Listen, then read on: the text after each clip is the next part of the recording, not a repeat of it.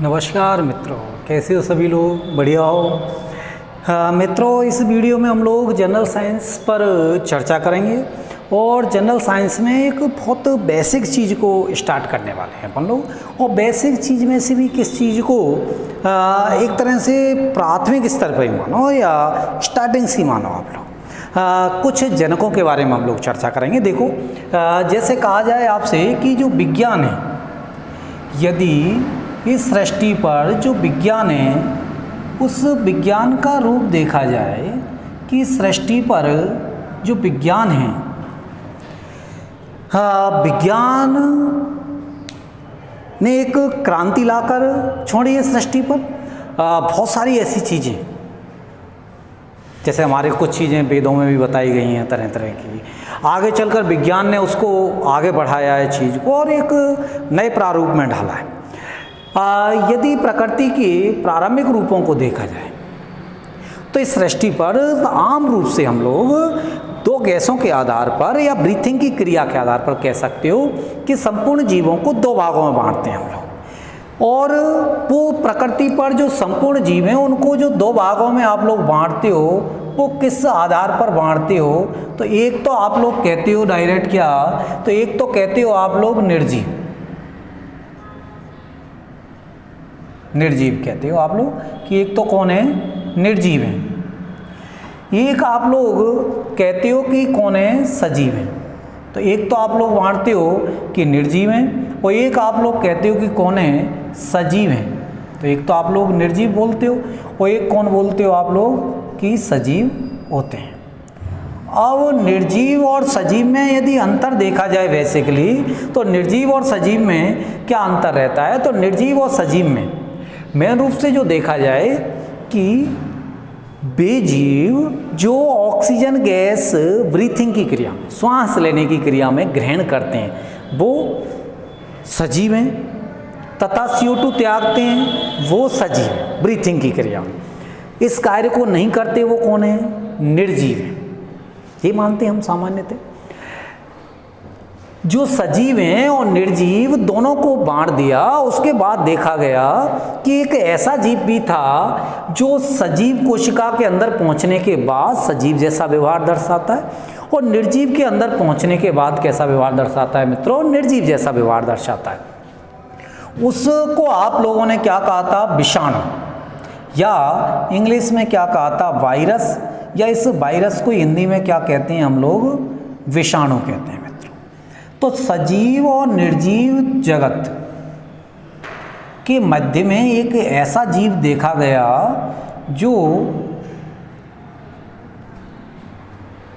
सजीव कोशिका के अंदर पहुंचने के बाद सजीव जैसा व्यवहार दर्शाता है और सजीव कोशिका से बाहर आने के बाद निर्जीव जैसा व्यवहार दर्शाता है। और उसको आप लोगों ने क्या कहा? वायरस या विषाणु का।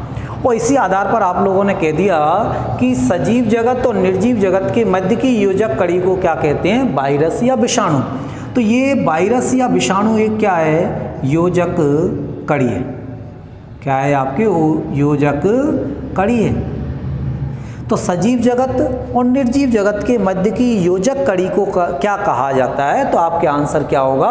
वायरस या विषाणु कहा जाता है। सजीव जगत और निर्जीव जगत के मध्य की योजक कड़ी कौन हो गई मित्रों? वायरस या विषाणु हो गई। यहाँ तक क्लियर हुआ आपके? अब देखो आप, यदि आपसे पूछा जाए कि विज्ञान के जनक कौन है, यदि आपसे ऐसे पूछ लिया जाए कि विज्ञान के जनक कौन है, तो आपका आंसर क्या होगा मित्रों? विज्ञान के जनक किसको माना गया है? अरस्तु को माना गया। विज्ञान के जनक किसको माना गया है? अरस्तु को माना गया है। आपके ये जो निर्जीव हैं, इन निर्जीवों में आप देखोगे तो निर्जीव में दो प्रकार के पदार्थ दिखाई देते हैं। एक तो कौन से हैं? रसायन पदार्थ। और जो रसायन पदार्थ हैं, इन रसायन पदार्थों का अध्ययन विज्ञान की जिस शाखा में किया जाता है उस शाखा को आप लोग क्या बोलते हो? रसायन विज्ञान या केमिस्ट्री। रसायन विज्ञान, या आप लोग इंग्लिश में क्या बोल देते हो? इसको केमिस्ट्री बोल देते हो। तो रसायन विज्ञान या केमिस्ट्री। और इस रसायन विज्ञान या केमिस्ट्री जो है, इस रासायनिक विज्ञान या केमिस्ट्री के जनक कौन हैं? तो रसायन विज्ञान या केमिस्ट्री के जनक हैं लेवासिए। तो रासायनिक विज्ञान या केमिस्ट्री के जनक कौन है मित्रों? लेवासिए। फिर बात आती है भौतिक पदार्थ कि जो भौतिक पदार्थ हैं, एक तो रासायनिक पदार्थ पाए जाएंगे, एक कौन से होंगे आपके भौतिक पदार्थ होंगे मित्रों। ये जो भौतिक पदार्थ हैं, इन भौतिक पदार्थों का अध्ययन विज्ञान की जिस शाखा में किया जाता है उसे क्या कहा जाता है, भौतिक विज्ञान, या आप लोग इंग्लिश में क्या कहते हो, फिजिक्स। भौतिक विज्ञान, या आप लोग इंग्लिश में क्या कहते हो, इसको फिजिक्स कहते हो। अब ये भौतिक विज्ञान या जिसको आप लोग फिजिक्स कह रहे हो, इस फिजिक्स के यदि जनक आपसे पूछे जाते हैं तो आंसर क्या होगा, सर आइजक न्यूटन है। लेकिन इसमें एक क्वेश्चन को चेंज करते हुए डालता है, और वो यदि आपसे कहता है कि इनिशिएंट फिजिक्स, मतलब 1900 से पहले की फिजिक्स, इनिशिएंट फिजिक्स या चिर सम्मित भौतिकी कहते हैं आप जिसको, तो इनिशिएंट फिजिक्स की जो जनक है, जिसको आप लोग क्या कहते हो, चिर सम्मित भौतिकी या इनिशिएंट फिजिक्स। इस इनिशिएंट फिजिक्स के यदि आपसे जनक पूछे जाते हैं तो कौन है, सर आइजक न्यूटन। और मॉडर्न फिजिक्स, आधुनिक भौतिकी, मॉडर्न फिजिक्स या आप लोग क्या कहते हो इसको, आधुनिक भौतिकी। मॉडर्न फिजिक्स या आधुनिक भौतिकी के जनक कौन है, तो मॉडर्न फिजिक्स या मित्रों आधुनिक भौतिकी के जनक कौन है, अल्बर्ट आइंस्टीन। कौन है, अल्बर्ट आइंस्टीन है। कौन है मित्रों, अल्बर्ट आइंस्टीन है। तो आधुनिक भौतिकी के जनक तो कौन है, अल्बर्ट आइंस्टीन है। चिर सम्मत भौतिकी के जनक कौन है, सर आइजक न्यूटन है आपकी। रासायनिक विज्ञान के जनक कौन है, लिवासियर। विज्ञान या साइंस के जनक कौन है, अरस्तु। कौन है, अरस्तु है आपके। अब उसके बाद में सजीवों में आप लोग देखोगे तो सजीव, अब इसका मतलब सजीव की बात की जाए तो जीवों की बात हो रही है, और जीवों का अध्ययन विज्ञान की जिस शाखा में किया जाएगा, जीवों का अध्ययन विज्ञान की जिस शाखा में किया जाएगा उस शाखा का नाम क्या है, तो जीवों का अध्ययन विज्ञान की जिस शाखा में किया जा रहा है उसको कहा जाता है जीव विज्ञान। क्या कहा जाएगा मित्रों, जीव विज्ञान। जीवों का अध्ययन विज्ञान की जिस शाखा में किया जाएगा उसको क्या कहोगे आप लोग, जीव विज्ञान। या जीव विज्ञान को इंग्लिश में क्या कहते हैं आप लोग, बायोलॉजी। बायोलॉजी, इंग्लिश में इसको बायोलॉजी कह रहे हो। अब जीव विज्ञान या इंग्लिश में आपने कौन सा शब्द काम में लिया है, बायोलॉजी। यदि आपसे पूछा जाए कि जीव विज्ञान के जनक कौन है, तो जीव विज्ञान के जनक,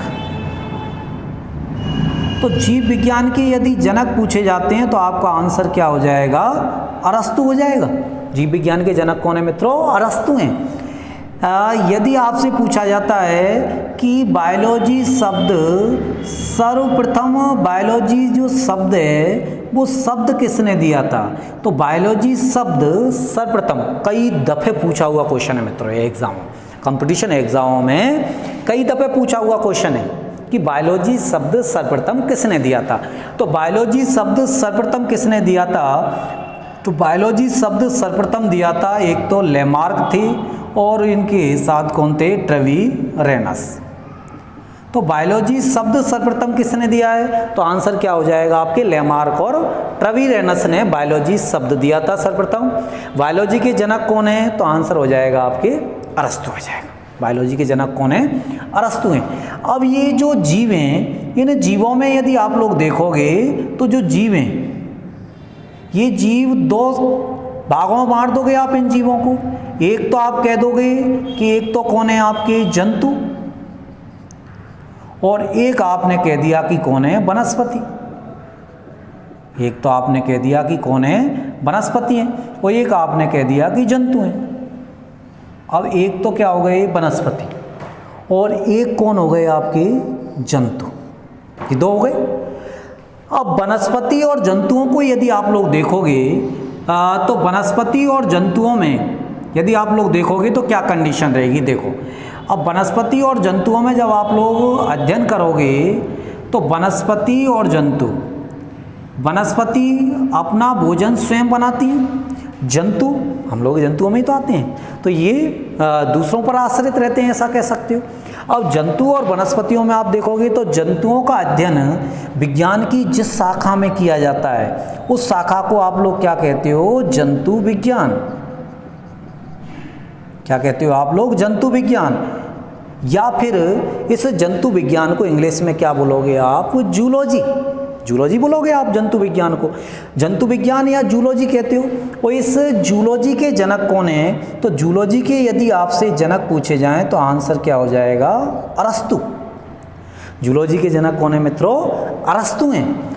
अब उसके बाद में बात आती है वनस्पति। वनस्पति का अध्ययन विज्ञान की जिस शाखा में किया जाता है उसको क्या कहा जाता है, वनस्पति विज्ञान।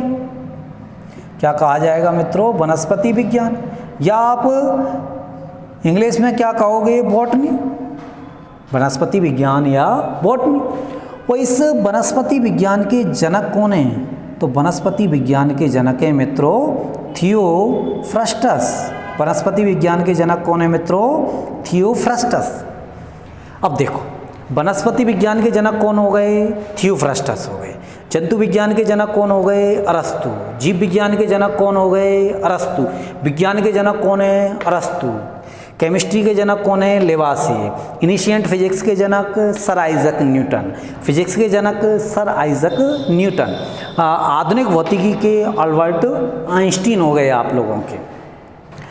जंतु अपना भोजन दूसरों से प्राप्त करते हैं, वनस्पति अपना भोजन स्वयं बनाती हैं प्रकाश संश्लेषण द्वारा, लेकिन इनके मध्य में एक योजक कड़ी पाई जाती है जो प्रकाश संश्लेषण द्वारा अपना भोजन बनाते हैं, मतलब वनस्पति जैसा व्यवहार दर्शाते हैं। और कैसे हैं वो, जंतु हैं, जलीय कीट हैं, उनका नाम क्या है, युगलीना है। उसका क्या नाम है, युगलीना।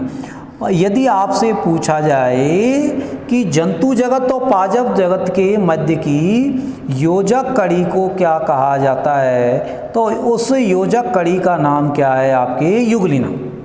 तो देखो, सजीव जगत और निर्जीव जगत के मध्य की योजक कड़ी कौन हो गई, वायरस या विषाणु।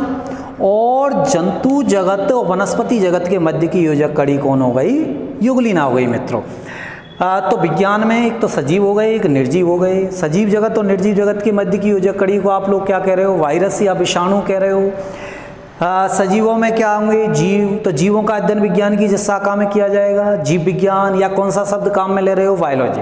बायोलॉजी के जनक कौन हो गए, अरस्तु। बायोलॉजी शब्द सर्वप्रथम किसने दिया, तो आंसर क्या होगा, लेमार्क और ट्रवीरेनस हो जाएगा। निर्जीव पदार्थों में रसायन पदार्थ और भौतिक पदार्थ आएंगे। रासायनिक पदार्थों का अध्ययन विज्ञान की जिस शाखा में किया जाएगा उसको रसायन विज्ञान, जनक कौन हो गए, लेवासिए। भौतिक पदार्थों का अध्ययन विज्ञान की जिस शाखा में किया जाएगा उसको भौतिक विज्ञान, जनक कौन हो गए, सर आइजक न्यूटन। इसमें दो हैं, इनिशिएंट फिजिक्स के सर आइजक न्यूटन है, मॉडर्न फिजिक्स के अल्बर्ट आइंस्टीन हो जाएंगे आपके। फिर उधर देखोगे कि तो जंतुओं का अध्ययन विज्ञान की जिस शाखा में किया जाएगा, जंतु विज्ञान। जंतु विज्ञान के जनक कौन, अरस्तु। वनस्पति का अध्ययन विज्ञान की जिस शाखा में किया जाएगा, वनस्पति विज्ञान। इसके जनक कौन हो गए, थियोफ्रस्टस। और बायोलॉजी शब्द सर्वप्रथम किसने दिया, तो लेमार्क और ट्रवीरेनस। बहुत इंपॉर्टेंट है क्वेश्चन, ध्यान रखना आप लोग।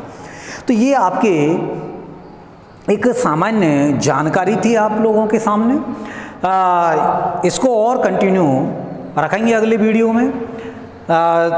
इससे आगे देखने के लिए आपको अगले वीडियो का इंतज़ार करना पड़ेगा। यदि आपको वीडियो पसंद आया हो तो इसे लाइक करें, शेयर करें तथा चैनल को सब्सक्राइब करें, जिससे आप लोगों की तैयारी में हम लोग आपका सहयोग कर सकें और आप लोगों को हमारे इस चैनल से हेल्प मिल सके। बाकी आप लगातार हम लोगों से जुड़े रहिए, कुछ अच्छा ही मिलेगा आप लोगों को और लगातार न्यू अपडेटिंग मिलती रहेंगी कंपटीशनों की हम लोगों से। बहुत बहुत धन्यवाद आप सभी लोगों को। थैंक्स।